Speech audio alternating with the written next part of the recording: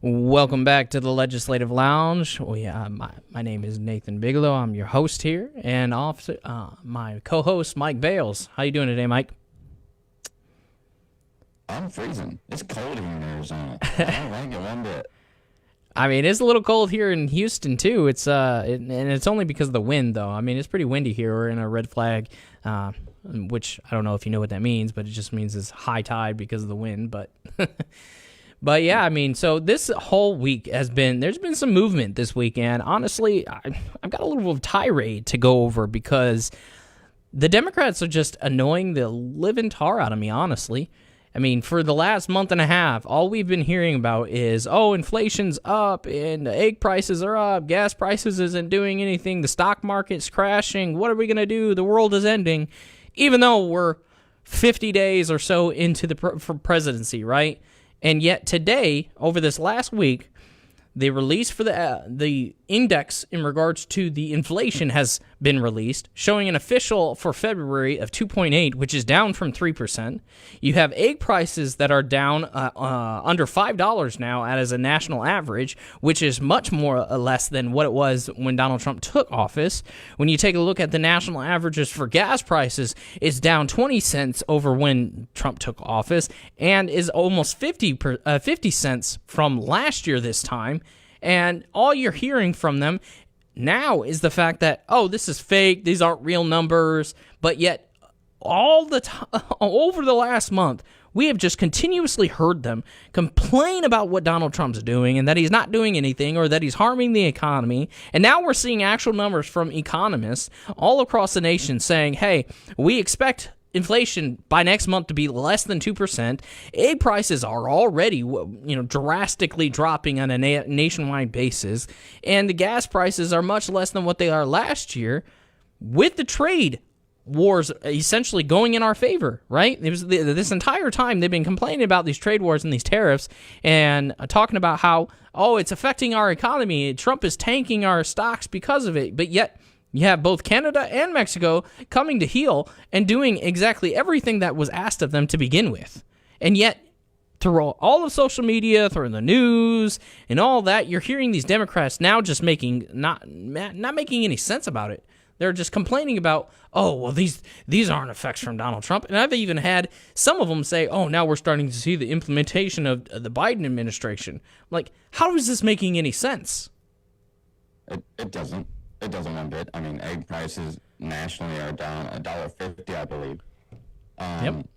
Gas prices are the lowest they've been since March of 2021. Yep. So this is the lowest March. Actually, I think they said this is the lowest March they've had in 10 years.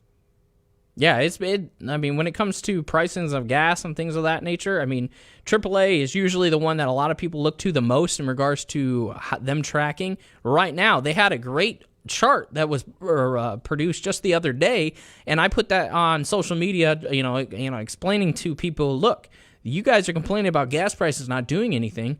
They're down 20 cents from when he took office and almost 50 cents from what they were last time this year. So what are you complaining about? 100%. And, I've heard the same people complain about the stock market as you have, dropping 2,000 points. Is it 3,000 points at this point? I think it's like 24 or 25, yeah. So, but these people are nowhere to be found when the stock market dropped 7,000 points under Biden. I mean, we had 4 separate situations over the last year, just 2024. There was 4 I was able to count, maybe 5, but 4 specifically that had a drop within a week or two of 2,000 points 4 different times. You didn't hear anybody complaining back then. So a lot of people, they get this zoomed-in version of the stock market graph, and what they need to do is they need to zoom out. Mm-hmm. That way you get the year. Get the year picture and see how minuscule this drop is. I mean, it's a normal. We told people that. And then, I mean, in comparison to the 2 major things with the trade, back and forths and the mineral rights deal falling through, you would think with those on top of the normal up and downs of the stock market, it would have dropped dramatically, but it didn't. This is a normal drop every so often. Unfortunately, it's just happening at the very beginning, which, yes, the tariffs and the trade deal with the mineral rights, obviously those didn't help. But you sit here and you take a look at the stock market. This is not an abnormal trend. But yet they want to play this up to being something that it's not, and that's the hypocrisy that I keep seeing from them. And we can even expand into a lot of different areas, like this whole continuing resolution bill that they are trying to pass, right? I believe that they did get past the cloture vote, which is a whole subject of in itself. But you got Democrats out here. It went through the Senate. Right, yeah. So, I mean, it was passed and going to the president's desk now. But prior to all this, they showboated in grandstand about the whole situation, saying, "Oh, it's cutting Medicare, it's cutting Medicaid, it's cutting food stamps, it's attacking Social Security." And then when you take a look at the right, you got two completely differing things. The right is sitting over here infighting themselves, and more specifically Thomas Massie and Senator Rand Paul, telling the Republicans, like, hey, we're not doing what we said we were going to do in making all these cuts. Where are the cuts? We can't do anything we can't stand on our word if we're not actually making these cuts like we said we were. So it's like, who is right here? Because on one side, they're saying they're making massive cuts. They're trying to take all the benefits from the veterans and the Medicare, Medicaid, and all this other stuff. And then you have the Republicans over here infighting, saying, hey, we're not even doing any cuts. Why not? Like, we can't pass this bill and say that we're Republican and we're going to make these massive cuts if we're not doing it. And at that point, you have to take a look at the bills and be like, all right, let's see where the spending is, right? And let's look at the past CRs. They're literally in alignment, especially with the one that they just passed in September. It's almost identical. So we know. So, if you were to look at, for those that don't know, look at HR 1968. If you go to the bottom of page 10, beginning part of page 11, you'll see that Medicare, Medicaid, and Social Security is funded $200 billion. If you go to page 71, Department of Veteran Affairs actually has more funding. Yeah, I mean, when it comes to those, it's identical to the 17. The September CR bill that they passed.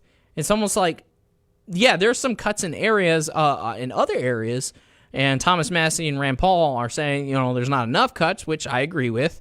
And then you take a look at what the Senate was doing as well, is that there was a couple people that were wanting to codify some of the DOGE changes that they were finding, right? They wanted to codify it inside of the bill itself, and there was 22 or 26 senators that didn't vote for the codification of the DOGE changes. And I'm sitting here, I'm like, you guys aren't making any sense.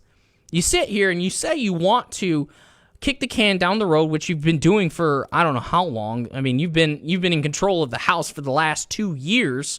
So why haven't we made these changes? And now you're saying, hey, we want to kick it down the road to do it in a reconciliation bill and make those changes. But yet, when a Democrat presents a codification of the DOGE changes or DOGE findings, 22 or 26 of you vote no on it? Who are we supposed to believe at this point? I'm sorry, I'm getting a little bit of feedback from the studio. No, that's okay. I mean, what I was saying is that when it comes to the codification of the DOGE changes or the DOGE amounts that are being found by Elon Musk and the DOGE team, then it's one of those issues of why are you voting against something that's going to solidify those changes into law and make the reductions that you've been promising the American people for I don't know how many years at this point. So that's my issue.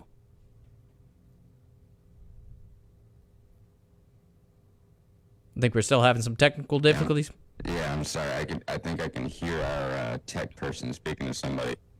Just ignore it. But in regards to the whole situation with the 22, or I think it's 22, I believe, 22 Republican senators that voted against the codification of the DOGE changes, Like, how can you sit here and tell the American people you're going to push the Trump agenda and you're going to make these changes and reduce the inflammatory spending of America, but yet do something like that, like vote against those changes? It doesn't make any sense to me. Yeah, I mean, you're seeing a lot of things going on with that spending bill. You're seeing Thomas Massey, who's been against every spending bill. You're seeing Rand Paul, who's combed over every form of government spending. Right? And that's the thing. As far as the Republicans that voted yes, because both Thomas Massey voted no in the House and Rand Paul voted no in the Senate. I understand the mechanism behind keeping the government open. Like, not only did this bill divide Republicans, it also divided Democrats heavily because Chuck Schumer decided to, at the last moment, I'm not going to filibuster this. I think there was actually 7 Democrats that voted for it because they needed seven of them, including Rand Paul. It ended up being, what was it? 60 something to... Yeah, it was exactly 60, which is what they needed. Yeah, 60 to 39 or something. Was someone else not voting? Something like that, yeah. But, I mean, before we even get into the Democrats, like, us being the right, we're the conservatives, we're supposed to hold true to the Republicans. And we're sitting here saying, and my biggest contention with it all is like, yeah, they passed it so that way we can move on and more so focus on, the individual bills like, no tax on tip, no tax on overtime, all those other things that Donald Trump promised, which is absolutely vital. You needed the government open to be able to do that. So I understand why they passed this bill. But when it comes to the... You didn't really, though. I'm sorry? You didn't really... You could have... I mean, what they could have done was let the government shut down and then furlough everyone, and then Donald Trump identifies specific individuals to title as necessities and keep them working. So there's a mechanism behind what he could have done. No, I understand the mechanism of the government itself, but legislation itself cannot be passed unless the government is open. Because the process of how that works. Maybe they should have shut down and learned something. I mean, like I say, I understand it both ways. I was totally with Thomas Massey in the sense that, it's not doing enough like they promised. So, but at the same time, I understand that the things that they can do can be applied more so in a comprehensive way in the reconciliation bill itself, which I fully expect. But at the same time, that's what Thomas Massey's whole contention was that the Republicans continuously just kicked the can down the road. And they did it again, even with the Senate amendments that they added. There was 4 amendments that they added. One of them was specifically codifying the DOGE changes, right? 22 or 26, again, I can't remember the exact number, but it's 22 or 26. I keep seeing those 2 numbers. That Republicans that voted against that. And it's like, that goes against everything that you have been saying, especially Donald Trump and what he ran on. Well, even like to caveat on what you said about kicking the can down the road, even Mike Johnson, when he was speaking about the spending bill, he was looking forward to fiscal year 26, right? He was just talking about we need to just, get through fiscal year 25. Even though we're only, 5 months into it? 3. But yeah, I mean... Fiscal year begins October, so... Oh, yeah. So the next this will take us through September, essentially, the CR. So, again, we'll have to revisit in September. But the reconciliation bill, I believe they're aiming for, May time, June, something like that. So those are going to be the sweeping changes that the Trump administration promised. And it's just annoying to me to sit here and try and defend Republicans at a lot of the time when they're just kicking the can down the road. They're almost not quite, but almost doing exactly what the Democrat base has been saying they've been doing.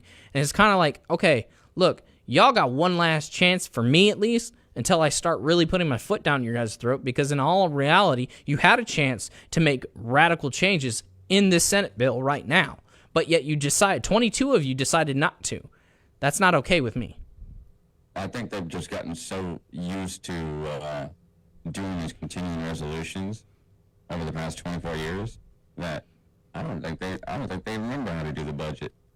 That, honestly, I mean, I don't think outside of the ones that have been there for forever, like the dinosaurs, like, Nancy Pelosi, Chuck Schumer, Mitch McConnell, all those guys that have been there since the beginning of Congress, it seems like. The budget, not but making a budget.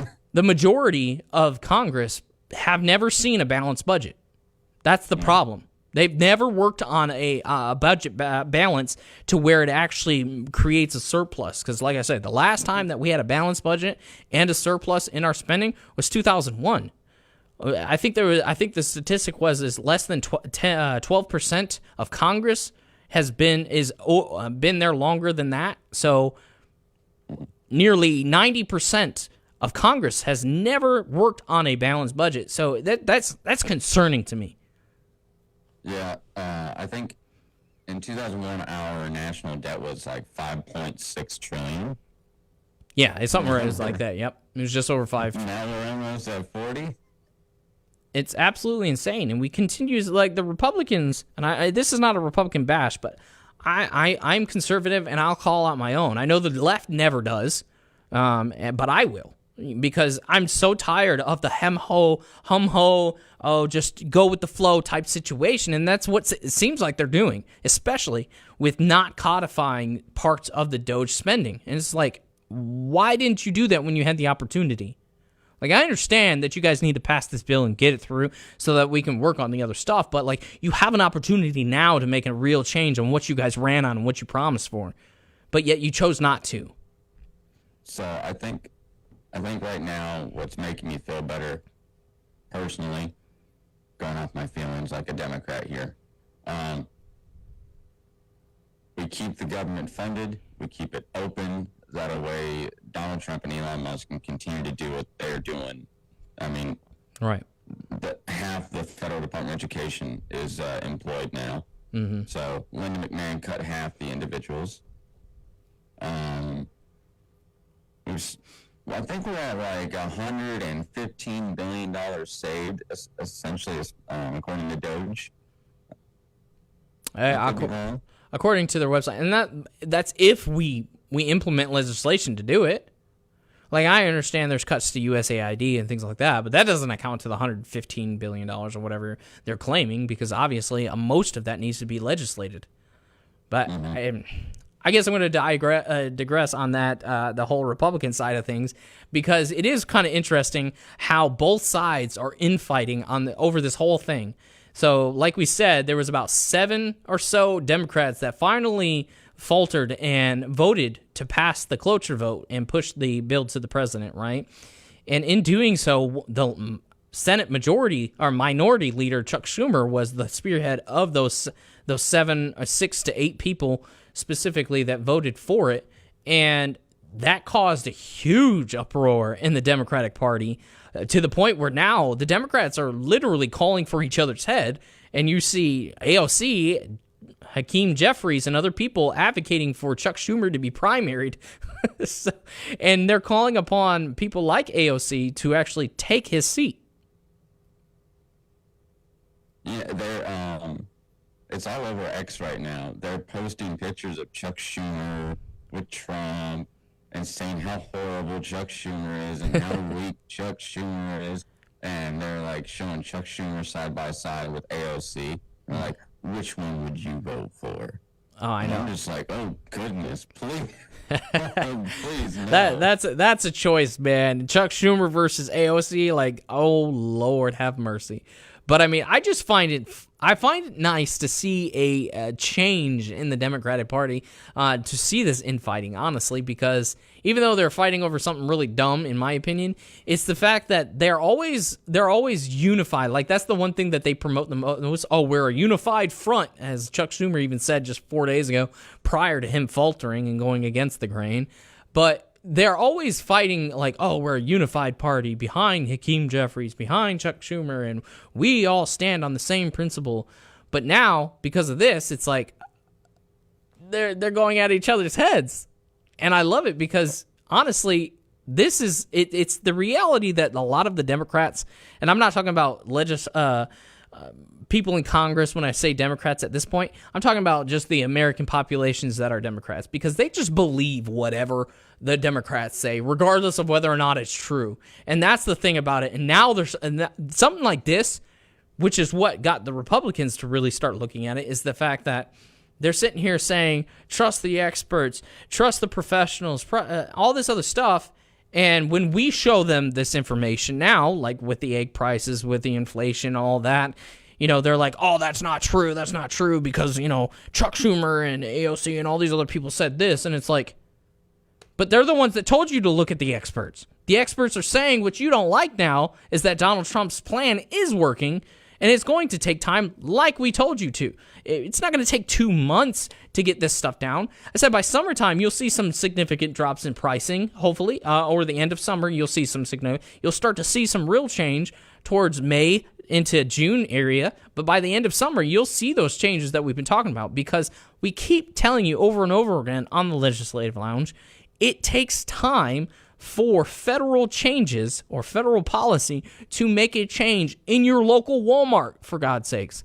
I made a video about this, Mike, and the comments on my Instagram are just crazy about how, oh, this isn't happening. Oh, my Walmart still has $10 eggs, one person said. I'm like, first of all, nowhere in the nation that I know of was eggs ever $10 per carton. Like, come on. You're talking about $1 per egg?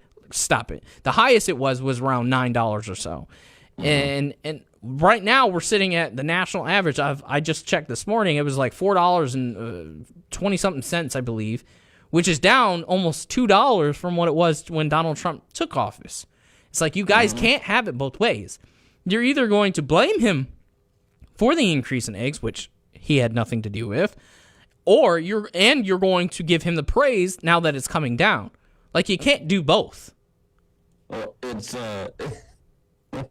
kind of comical because they were blaming the egg prices on Donald Trump, and then they, we would show them facts on like the previous administration and what they were doing to increase the price of eggs.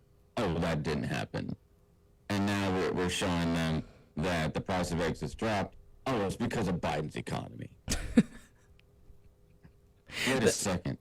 Whoa. I thought it wasn't Biden's fault. Exactly. Gas is down $1.50 nationwide. The president doesn't have any control over gas prices. Oh, we're back to that now, are we? It's just the pure hypocrisy of the left in general that it's just irking to me. It's like, you guys consistently go over whining about what Donald Trump is or is not doing, and then when something does happen and those prices that you were whining about come down, you're like, oh, that's not something he did. That's something from the past administration months ago. Like, but you see it in the grocery stuff, you see it in the gas, you see it in the airplane accidents. Like, February of 2025, there were, I believe, like 22 airplane-related accidents. February of 2024, there was like 80. And that can't have anything to do with the incompetence of airlines like American Airlines, which was a majority of the plane issues. Like, it had nothing to do with their incompetence. But the problem is we didn't hear anything about airlines last year. Even though they're because of who's president. Exactly. I mean, there's a video of Donald Trump walking little X, Elon's son. Yep. To Marine One. Marine One. Yep. And he's walking and he picks little X up, puts him on the ramp, and has a little shuffle on the step because you got to step up. Right. And that ramp moves up. I've had to I've lost my balance on those. Yeah. Donald Trump's what is he, 78? 78, yeah, something like that. and somebody was saying like he's so feeble and old and he almost fell, and I'm like, bro, your president fell up up the stairs 3 times On the same staircase. on the same staircase. And the thing about it is, like, they're sitting. I saw one post that was about how, oh, we go from we got a president that has a car dealer, Elon Musk equating him to a car dealer, turning our president into a babysitter. I'm like, because Little X was running around with him. And for those that don't know, Little X is Elon's son. That's because I don't think he's actually told the public what his real name is, so everybody just dubbed him Little X. But people forget that Trump's a grandpa. Like, legit grandpa. Like, numerous dude grandkids. loves kids. Like, it was probably Trump's idea to bring him along, honestly. It had nothing to do with, like, they're just drumming this whole situation up with Elon Musk and Donald Trump as some kind of weird phenomenon of, oh, Trump is being controlled by Elon. It's like, I thought he was controlled by Putin. Like, y'all need to make up your mind. Like, is he controlled by a Canadian, South African, United States naturalized citizen, or is he controlled by a Russian asset? Like, what are we doing here? They're both Russian assets. I heard somebody the other day say Elon Musk should be deported. I don't understand these people, honestly. I mean, he's been a naturalized citizen since, I believe, 2008 or 2004. I always mix up his and Melania's years, so I know it's those 2 years. I just can't remember which one is which. But, like, I mean, this man has been a U.S. citizen for decades now and has paid more taxes than most of Americans combined, and yet they want to sit here and say that he's trying to take over the country and be the president, and he has no benefit to it. Like, his stocks are completely tanked, right, when it comes to Tesla and whatnot. He isn't getting any contracts from the government because of what his position is. He had one that was revoked by Donald Trump, and yet you guys still think that he's trying to take money from the American people. It just doesn't make any sense to me. My biggest thing about this, well, 2 things. With the Teslas on the White House lawn, they weren't upset with the Jeep Rubicon on Joe Biden's White House lawn or the Chevy Volt on Obama's White House lawn. But they're mad about a billionaire supporting Donald Trump. But they're not mad about George Soros supporting the majority of the Democrat Party. Right. Like, George Soros is a billionaire who's been behind every Democrat election since long before I've been alive. I mean, he's behind basically everything in the UK as well. The whole mantra. I mean, you take a look at the companies that invest into a lot of these politicians, not only just the United States, but around the world, honestly, and you'll see a very consistent donation pattern from companies that are all owned by him. It's crazy to me to see that they're going down this path, taking these little jabs at Donald Trump about the whole White House lawn selling. They turned the White House lawn into a car dealership, and it's like, it's that consistent hypocrisy from the left. Because y'all didn't cry about Joe Biden, you didn't cry about Obama when they both did it. They made some kind of excuse up saying, oh, well, that was because it was some kind of car wash, and Joe Biden, it wasn't on the lawn. It's like, yes, it was. We've got photos of it, guys. Literally driving a Jeep Rubicon. It was a nice Jeep Rubicon. Right, but no matter how many times they attack him, he still wins in the end. The whole situation with the court cases going on, right? All these federal court cases, the federal judge shut down this, he shut down that. Donald Trump's losing in court left and right.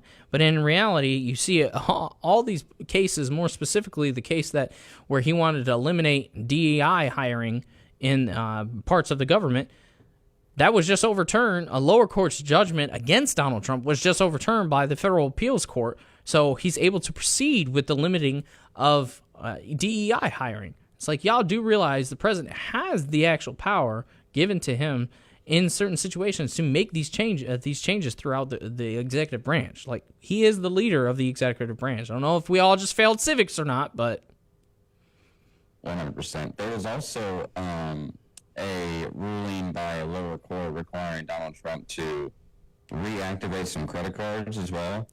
And now this is where Donald Trump becomes the biggest troll on this planet, honestly.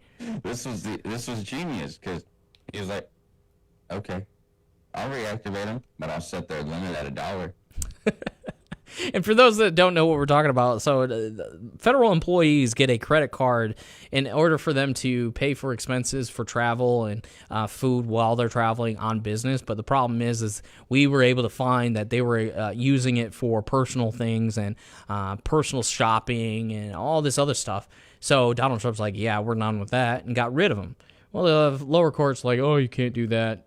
And he's like, fine. He didn't even want to go to appeals because it was such a stupid... He's like, fine, we'll reactivate him. And then they go to buy their Starbucks coffee, and they're like, oh, decline. I'm like, why is this declined? It's because I said it at $1. People got away with it. Because I had a government travel card, just because that's what they're called, government travel cards. Mm-hmm. And when I was in the military, my spending on that thing was so scrutinized, like to the decimal. I don't understand how these people are getting away with stuff. Like, even as a staff sergeant, like, my spending on the government travel card was scrutinized. Yeah, are you sure you needed to buy this? And these people aren't even in the military. We're talking about just federal employees that are, have office jobs, and most of them, up until Trump took office, worked from home, for God's sakes. So it's no matter how much... me happier than him requiring people who were employed by the federal government to go back to work. Right. Yeah, it's just consistent win after win. No matter how much money the Democrats throw at Donald Trump in regards to courts, they continuously get shot down. And it comes to a point of, you're just proving what we've been saying this entire time, is that you just like to waste time and money. Like, you guys know that he has these. You're just grandstanding for the American people that sides with you, so that way you can kind of garner more votes without ever talking about when the federal appeals courts shoot you down. Mm-hmm. And it gets to the point of this whole situation with immigration, right, Mike? I know that's a big thing that we've been talking about all week through social media is, whether or not we have birthright citizenship through the 14th Amendment, even though the 14th Amendment never applied to birthright citizenship for foreign individuals. But anyways, we have another situation that's kind of calling all of this into the political realm and the spotlight again, is with this, I believe I'm going to pronounce it wrong, but Mahmoud Khalil? Mahmoud Khalil. Oh, Mahmoud Khalil. So this is a foreign individual that has a green card, correct, Mike? Yes, and so he's a Serbian Palestinian, and he came here on a student visa, attended Columbia University, and now he's married to an American citizen who is 8 months pregnant, and he was just picked up by ICE, I want to say, not too long ago. Nah, it was about a week ago or so, yeah. But, this is a very polarizing topic. Right, because the whole situation is that Mr. Khalil organized and orchestrated a anti-Jewish or anti-Semite, anti-Israel, whatever you want to call it, type of protest. Yeah. When it comes to Mahmoud, the charges have not been released on his case. Right. But what Marco Rubio, the head of the State Department, has said is that his deportation has everything to do with being a national security threat in connection to a known terrorist organization, which is Hamas. Right, and that's where my correction is that it wasn't like so it's a pro-Hamas situation, which is against the Jewish nation of Israel, obviously, and the whole situation in the Middle East there. It was more so what he was doing during the actual protest that's the problem. So that's part of the issue, is that the official charges haven't been released. However, he did make a court appearance this week in this first hearing, and they ruled that he was going to remain in the custody of ICE due to whatever the charges are. A lot of people are speculating it has to do with inciting a protest that resulted in property damage and things of that nature, which is illegal. Yeah, Columbia University, I believe it was last April. There's a lot of weird things going on with this case. Like, they released his arrest video by DHS, and the agents were incredibly, nice when it comes to DHS agents and immigration services and whatnot. Mm-hmm. They arrested him. But I don't know very many people who have a lawyer on retainer like that. Right? I mean, in the video, he's telling his wife, yeah, call Amy. Apparently, Amy is his lawyer. Mm. And so the immigration ended up telling his wife, where they were taking him, which was their federal location at the time, before they ended up transporting to Louisiana. Hmm. But yeah, so he's got these well-established lawyers, while he also was living in student housing. It makes you ask the question of, where did he get the funding for this, honestly? Because, I mean, we got to track the money. Weird. Very. It's weird. And, he's got those, I won't say they're charges, but he's got the connections that Marco Rubio was talking about to the organization, as well as the leader and organizer of the protest that it had incited violence. Mm-hmm. And anti-Semitic actions. Right. And that's what a lot of people are arguing, is like, oh, he hasn't actually been charged. Even the White House said that they hasn't been charged. Like, they can't hold him if he hasn't been charged with something, guys. Just because it hasn't been publicly released doesn't mean that he isn't being held on charges, or else he wouldn't be able to be held. That's how our court system works, guys. Yeah. So because he's a green card holder, he is entitled to some rights, not all, because he does fall under DHS authority, and DHS authority, according to a Supreme Court ruling that just happened in December of 2024. Yep.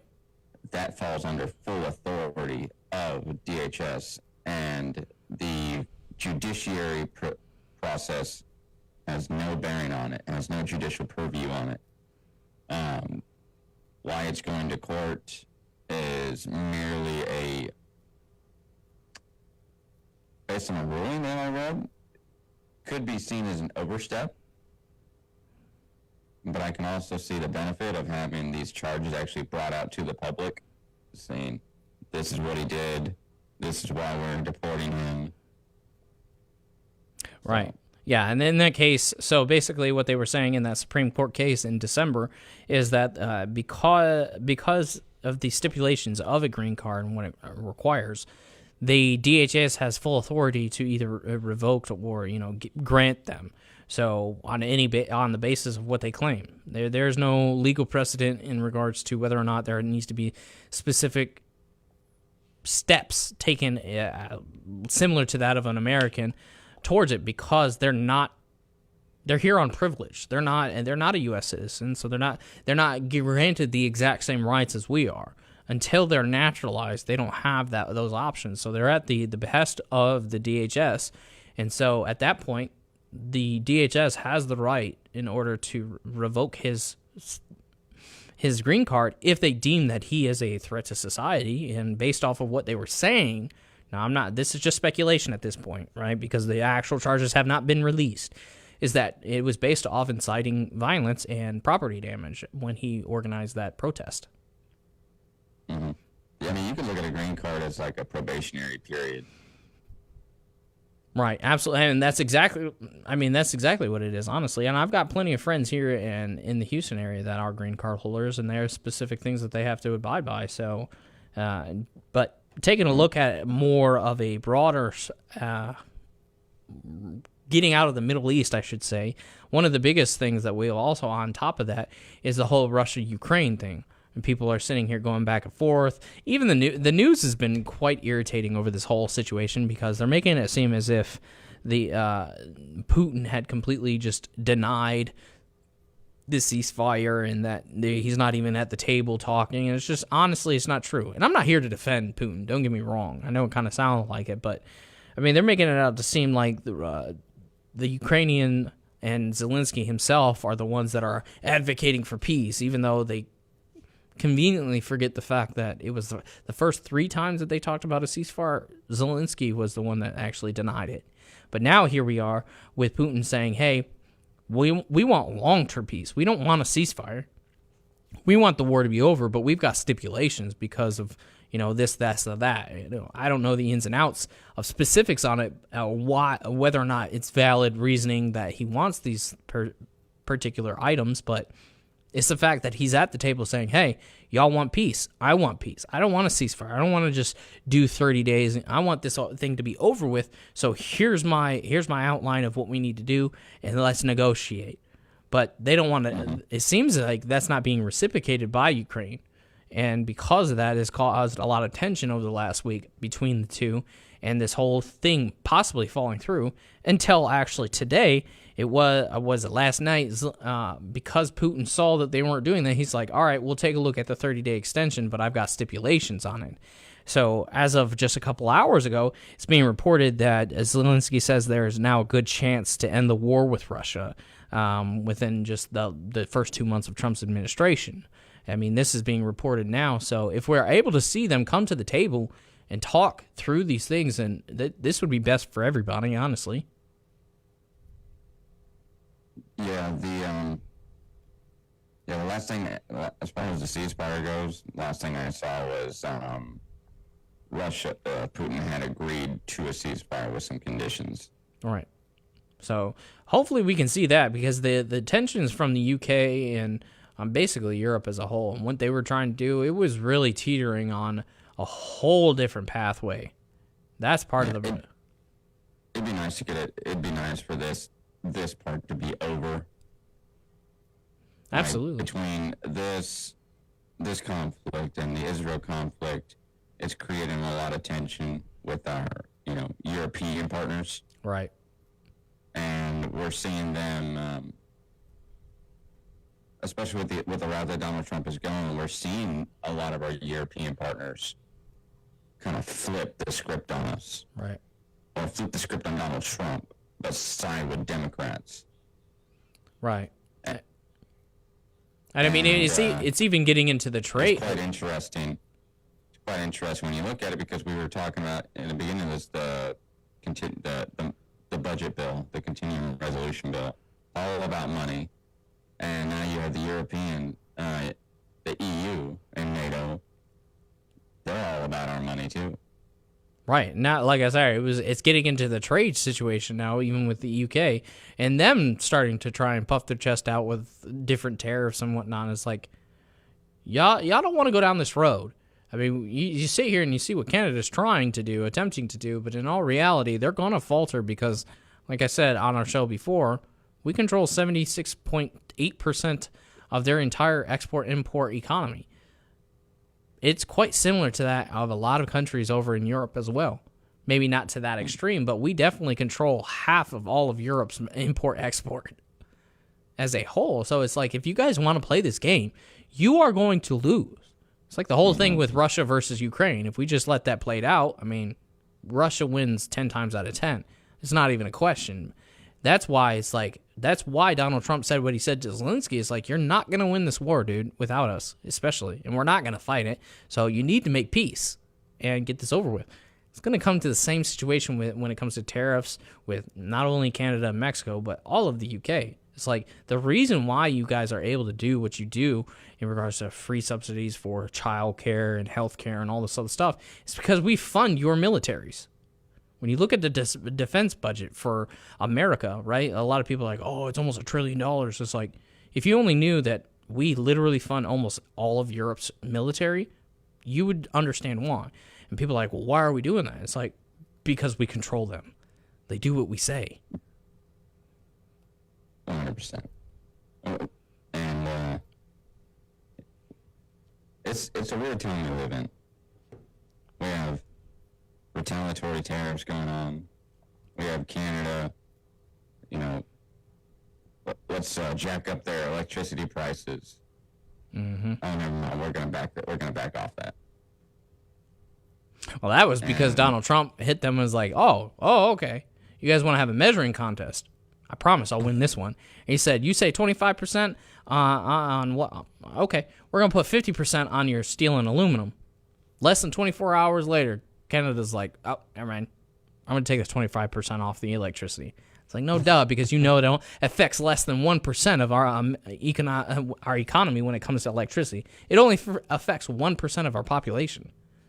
Mm-hmm. Like barely. What did you tell me? It was like barely made up a million people. Yeah, it's just over 1 million people, and it's mainly in like places like Wisconsin, Minnesota, Michigan, some parts of New York. Their electricity only affects 1 million people here in America, and people are like, "Oh, that's a lot of people." It's like not when you take a look at 336 or 340 million people that we have here. It's less than 1%. Mm-hmm. And their steel and aluminum is one of their top exports outside of crude oil. Yeah, I think where we're going, we're barely just over the crest of the 50-day mark, Mm-hmm. right, of this presidency. I think it's at 52. What the direction that we're going is positive, Right. and I mean we're seeing a potential ceasefire between Ukraine and Russia, just like you said, promise made, promise kept. Right. We're seeing a potential ceasefire between Israel and Hamas. Right. Promise made, promise kept. And we're starting to, and one thing, I don't know if you've heard of this, Mike, but it was pretty big yesterday. Donald Trump came out and said that we're putting ISIS back in their place because we just actually killed their leader. I mean, a new leader's going to prop up every 5 seconds because they're like weeds, but when it comes to ISIS specifically, their current leader was just, he was just killed off yesterday. Mm-hmm. So we're starting to put all of those pieces together as well. It's like the dominance of America is coming back rapidly in a fashion that a lot of people are taking notice of. Is that they got comfortable with the weakness of the Biden administration, showing that on a foreign stage, we'll let you do this, we'll let you do that, and it's like, no, we're not going to do that. If we're going to be funding all you guys are going to listen to us. Like, we fund the entire world. So, people sit here and talk about how we're $36 trillion in debt. It's like, okay, let's look at this at a wide scope. It's because we literally run the world. I mean, it is the reality of it. You sit here and you talk about how, we want free healthcare, we want free education. Why can't we do it? Because Norway and all these other, little countries over in the EU is doing it. It's like, because they don't pay for anything else. We do. We pay for their military, which should be the largest budget. There was a video that went out saying if we were to pull all our military away, most of these people would lose a GDP of over almost 5% each, and they would have to increase their spending by over 5% just to compensate for that. I saw a video. It was there's a lot of pro-Canada things going on right now on social media, and it was Canada and this Canadian jet, right? Yes, I've seen that. And really cool Canadian jet video, and it cut to a dude who's like, "Yeah, we sold that jet to you." He said, "Yeah." The video was music of "We're Canada, we're Canada," and it cuts to this guy who says, "Yeah, we're the United States, where you bought that jet from." It's just like, I mean, that's the truth, honestly. Like I say, we are We are the forefront of the world. People say, "Oh, Americans are self-centered and all this." It's like, no, it's not being self-centered. You guys literally look to us on everything. When it comes to our business trends, our stock market, our export, import, all of that, we are the biggest consumer in the world. We're the largest military in the world. We're the biggest contributor to the UN. We are literally running the world. That is why we think the way we think, because we're doing it. And these people have a problem with it. And it is what it is at this point.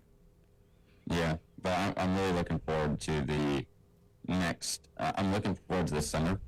Right. That is actually when we're going to see the economic changes that we've been talking about.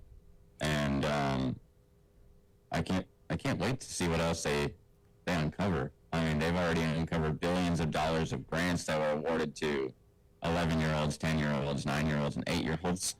I think I saw a statistic or a statement coming out of the United States government saying that there was a stoppage to a funding of like $150 million for preventing or teaching transgender boys. I always flip it. So boys that think they're girls, I should say, Mike, right? I'll say it that way because I don't know how it goes. But, teaching them how to not get pregnant. I'm like, wait a second. I don't know if you guys just all failed biology class, but if they were born a boy, they don't have the reproductive system to even get pregnant. But yeah, we're wasting money on it. You know, that topic, it makes me really wonder, because, you know, this issue is still fairly new, right? Right. I mean, it's, 2015 is really when it took off? What's going to happen with some of these people? Because what's going to happen when some of these people experience Alzheimer's or dementia?